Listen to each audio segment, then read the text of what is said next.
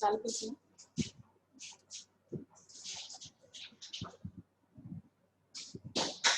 Good afternoon.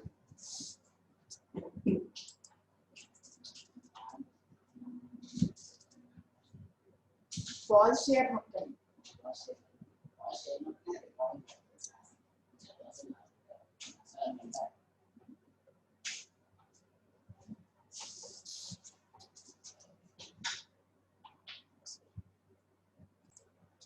Good afternoon.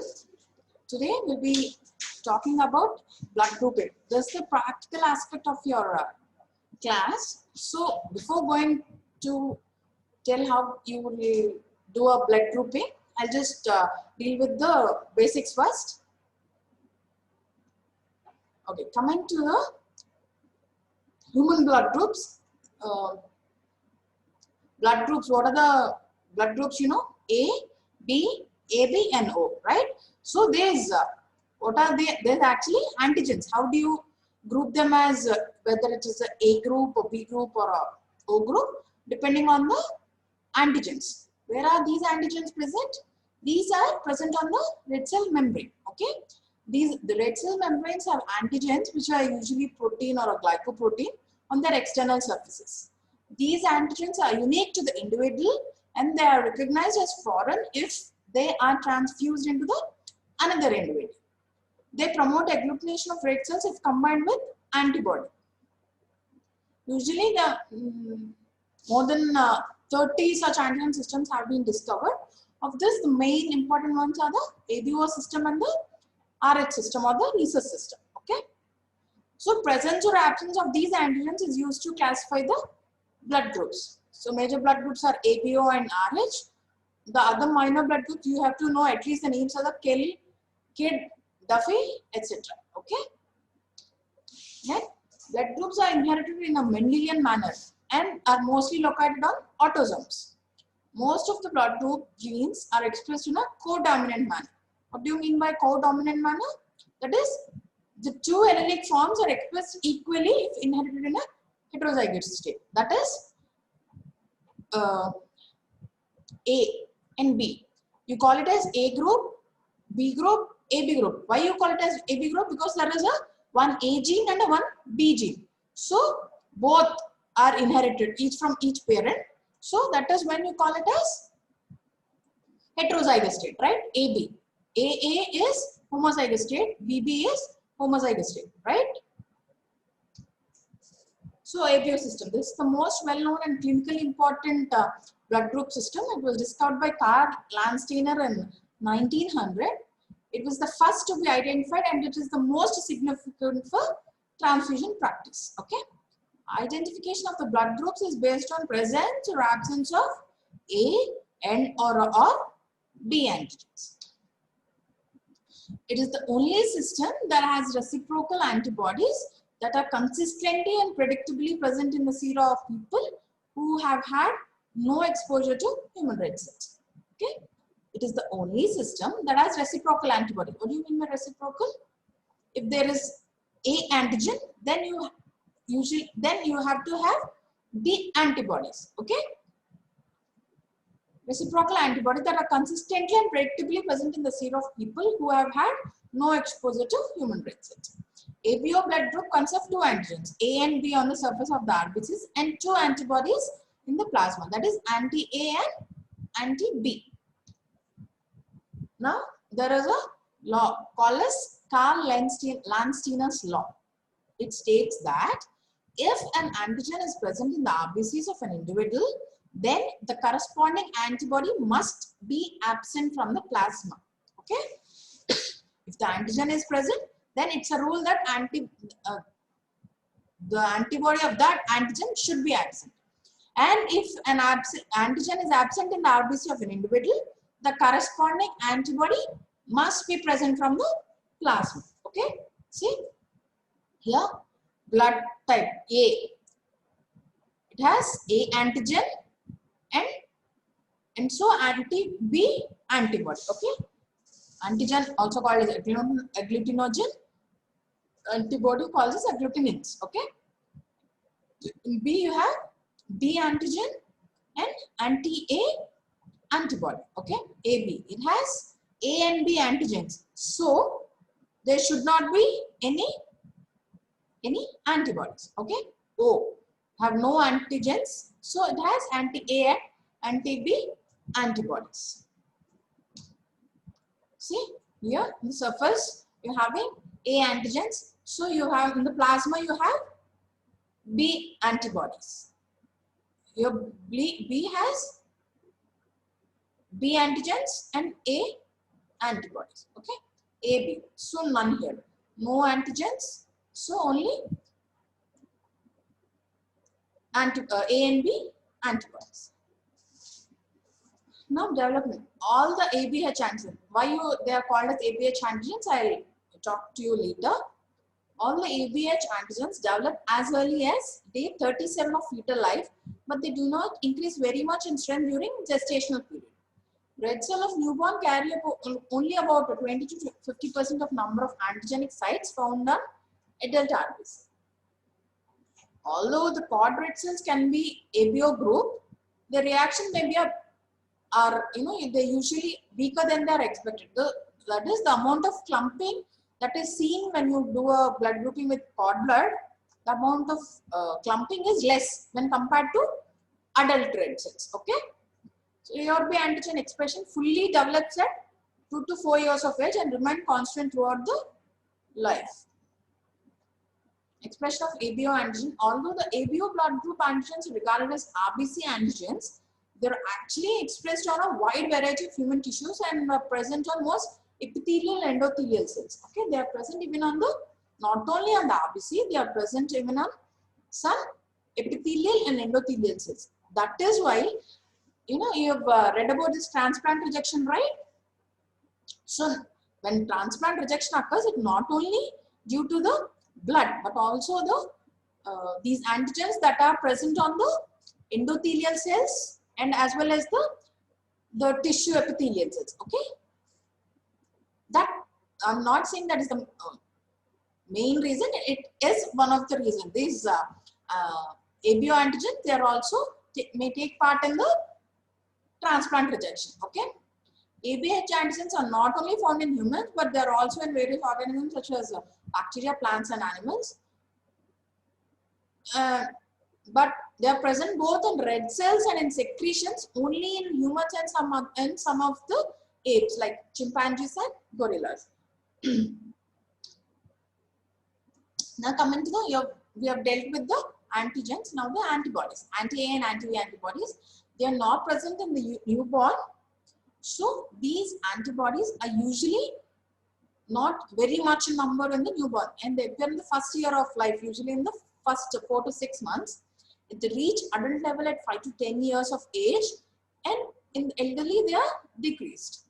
So these anti-A and anti-B antibodies are naturally occurring as they do not need any antigenic stimulus. Okay. However, some food and environmental antigens are similar enough to be to the A and B glycoprotein antigens, and so they may stimulate this antibody development. Immunocompetent person react to these antigens by producing antibodies to those absent from their own system. Okay, immunocompetent person react to these antigens, means the foreign antigens, right? These some food and environmental antigens. Immunocompetent persons react to these antigens by producing antibodies to those absent from their own system. Okay. Usually IgM, which are not able to pass through the placenta, usually they are IgM antibodies. Okay, these anti-A antibodies usually IgM antibodies, and that is why they do not cross from the mother to the baby. Okay, that is why this hemolytic disease of newborn is not due to usually not due to ABO incompatibility. Okay, even there is a ABO incompatibility, no hemolytic disease of the newborn occurs. Okay, it is seen only in the RH incompatibility. Okay, what is the hemolytic disease of the newborn? When a RH negative mother, okay, when a RH negative mother is bearing a RH positive child, Okay, Rh positive child, the antibodies cross the placenta and they cause hemolysis of the baby. Okay, hemolysis of the blood of the baby. Okay, see, few points you have to remember is anti-A titer from group O is greater than anti-A titer from group B. Okay, O has no antigen, so it has anti-A and anti-B. So this anti-A titer is in group O is greater than anti-A titer from group B. Okay, anti-A titer from group B is more than anti-B titer from group A. Okay. So blood group O. Now something a brief. I'll just talk a few words about this each blood group. Okay. Blood group O. It has large amounts of H antigen on the surface. Genotype is O because it has to be homozygous. Okay. O. And anti-A and anti-B antibodies are present in the plasma. Genotype is O, no antigens, and anti-A and anti-B antibodies in the plasma. Okay. It has H antigen. What is this H antigen? We'll take later. The antibodies, some of the antibodies are of IgG type in O group. Okay. Blood group A. Genotype is either AA or AO, and because they are dominant, right? So AA, that is the homozygous state. AO is the heterozygous state. And A and H antigens are present and plasma contains anti-B, right? A group has, again, usually A1 and A2 subtypes are present. These A1 and A2 can be differentiated by lectins of dolichos biflorus. Okay, you have to remember this. A1, how do you differentiate between the A1 subtype and A2 subtype? By lectins of dolichos biflorus test. Okay. Blood group B. Genotype is BB or BO, and the antigens present are B and H, whereas the antibodies are anti-A, right? AB. Genotype is AB. Antigens are A, B, and antigen H. So it doesn't, because having both the antigens, no antibodies are present. Now, what is this H antigen? The H gene. Homozygous capital H or H and small h. What is this H gene? Which H gene? H gene codes for an enzyme that adds sugar fucose to the terminal sugar of a precursor sugar. Actually, there is a precursor RBC substance. Okay, this H antigen, what it does? This H gene codes an enzyme that adds sugar fucose to the terminal sugar of a precursor substance. The precursor substance is formed on an oligosaccharide chain. The H antigen is the foundation upon which A and B antigens have to be built. So it is a scaffold of above which the A and B antigens have to be built. Okay, this H also is an antigen. Okay, when some change occurs in the H antigen, it gets converted into the A or B. Okay, A and B genes code for enzymes that add an immunodominant sugar to the H antigen. Immunodominant sugars are present at the terminal end of the chains and confer the ABO antigen specificity. The A gene codes for an enzyme that adds N-acetyl galactosamine to the terminal sugar of the H antigen. Okay. The B gene codes for an enzyme that adds D-galactose to the terminal sugar of the H antigen. The O gene produces here. Okay, A is producing something and B is producing something. We think that O is not producing anything, but the O gene, it produces an inactive transferase so that the H antigen remains unchanged on the red cells. Okay. So A gene adds N-acetyl galactosamine and B gene adds galactose to the terminal sugar of the H antigen. Okay. Now there is this an entity called as the Bombay blood group. You've heard of it, right? What is this Bombay blood group? In this Bombay blood group, there is absence of H antigen, A antigen, and B antigen. So there won't be no agglutination with anti-A, anti-B, or anti-H. Why? Because all the three are absent.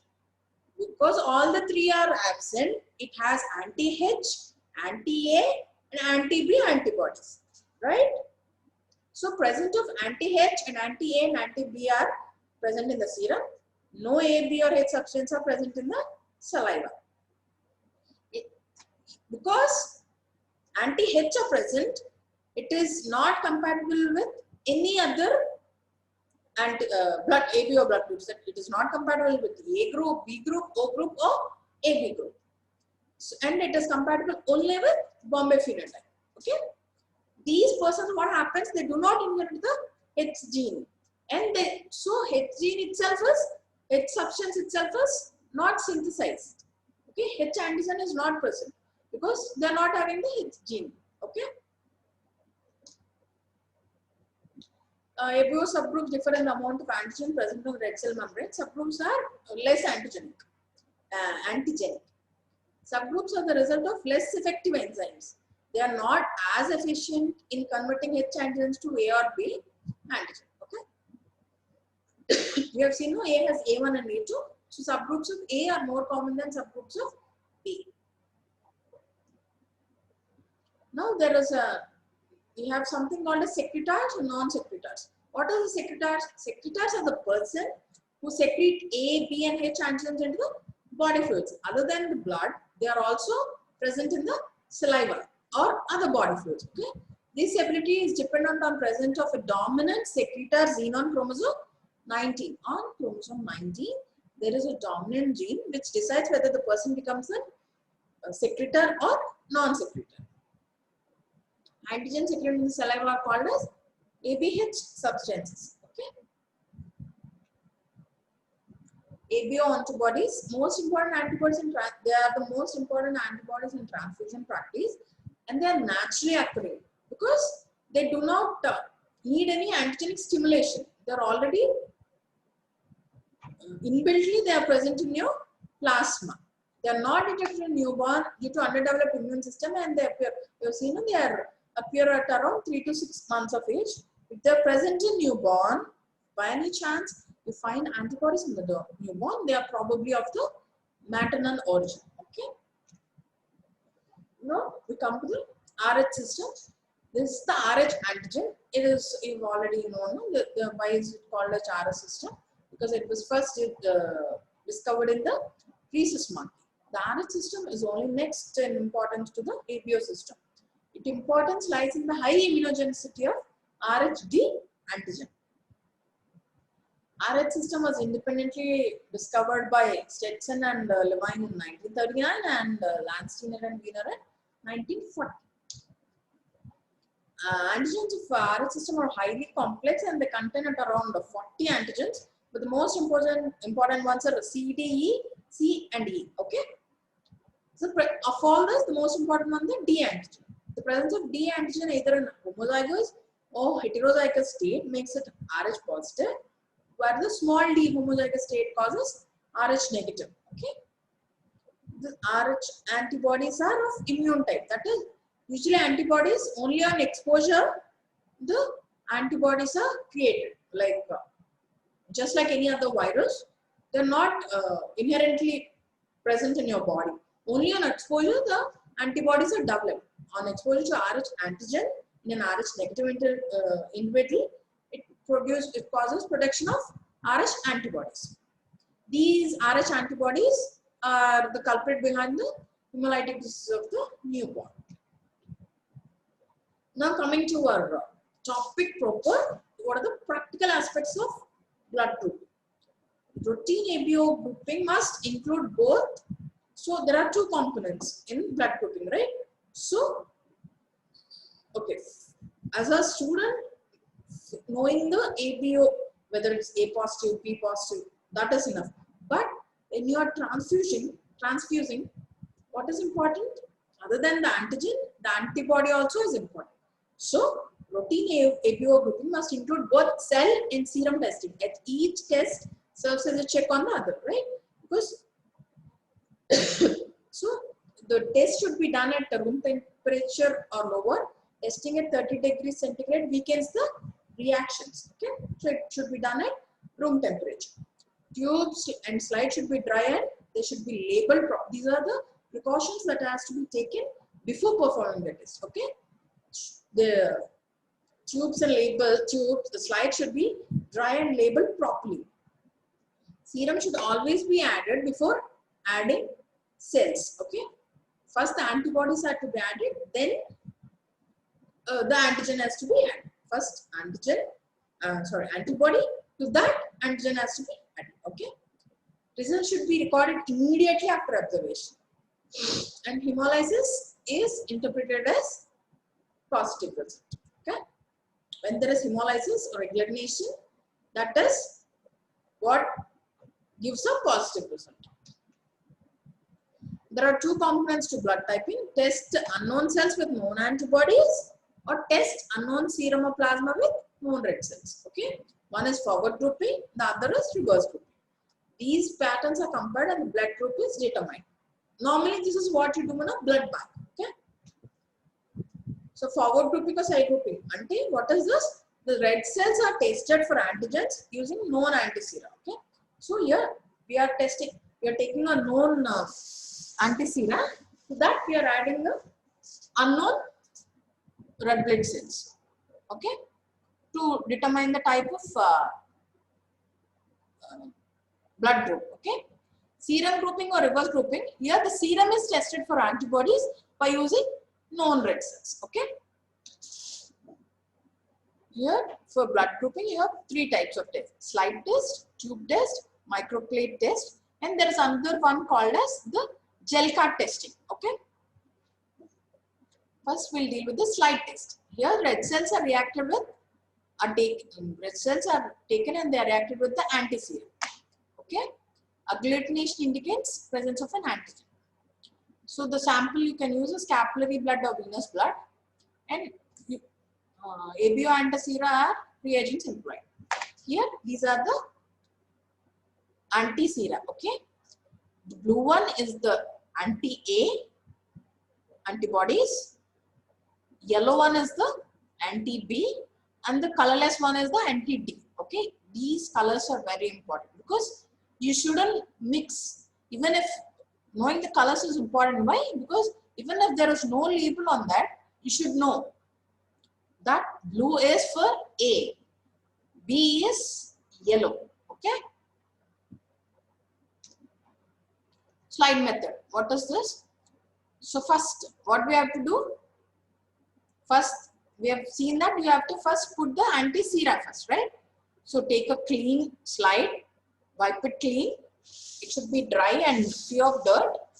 And then put one drop of anti-A and one drop of anti-B. Okay, and add one drop of 40 to 50% suspension of tested red cells to each drop of typing antisera. Okay, add one drop of blood.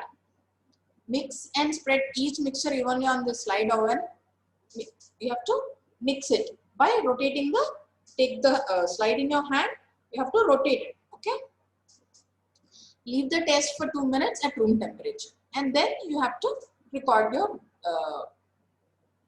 result. Okay, so when you call it as AB, when there is agglutination or the clumping is seen both in the anti-A sera and anti-B sera. This is type AB blood group. In type A, clumping seen only in the A. Here you can see there is no clumping. In B, no clumping. In A, anti-A, clumping only. See here in type O, there is no clumping at all. Okay, in both anti-A and anti-B, no clumping is seen. Why this? Because type AB, it contains A and B. So A antibody agglutinates with A antigen, B agglutinates with anti-B. Okay, type A seen only because it has only A antigen. B anti only B antigen. Okay, because type O they do not contain any agglutinogens. They do not agglutinate with either C. That is why usually what is the universal donor? The O group, right? Universal recipient is AB. That is the previous dictum, but here now we are not, because ABO is not the only thing that is okay. Maybe in case of dire emergency and if no other blood group is available, and if you do the cross match and you're not seeing any clump formation, maybe then you can give the O, okay, O to any other blood group. Next is the tube method, test tube method of ABO grouping. It is the recommended method because it allows longer incubation of antigen antibody mixture without drying. Tubes can be centrifuged to enhance reaction, and even it can detect even weaker antigen or antibody. In the ABO, two steps, forward grouping, we have seen test the patient red cells with known anti-A and anti-B. And serum grouping, test the patient serum with known A and B cells to determine the presence of antibody. Here, in the tube method, you have to grade the amount of clumping. Here, when the small uniform floccules are present, you call it as negative. This is grade 1, grade 2, grade 3, grade 4. In grade 4, a single large RBC button is formed. Okay. See, I'll show you. Here, on tube method, what is done? The saline washed red cells are added to the anti-sera and test tube. The mixture is incubated and centrifuged.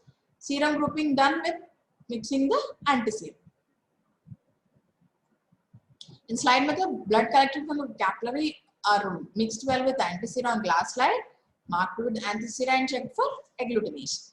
Both you check for agglutination only, but tube method is more advanced, I mean more specific. Okay, anti-A. Okay, this is what we have already seen. Then there is the microplate method. It is ideal for testing large number of blood samples. It is more sensitive to detect weaker antigen antibody reactions. Results can be photographed for archival storage. What is archival? When if you want to file it, then this method is more advised. Microplate can be incubated and centrifuged. Okay, there is significant saving in time and in the cost of the disposables and reagents. Microplates are intended to be disposable. However, they can be reused after cleaning them properly, making sure that all foreign protein are removed. Microplates can be adapted for automation. This is how a microplate will look like. Okay, but you have to name it properly. Okay.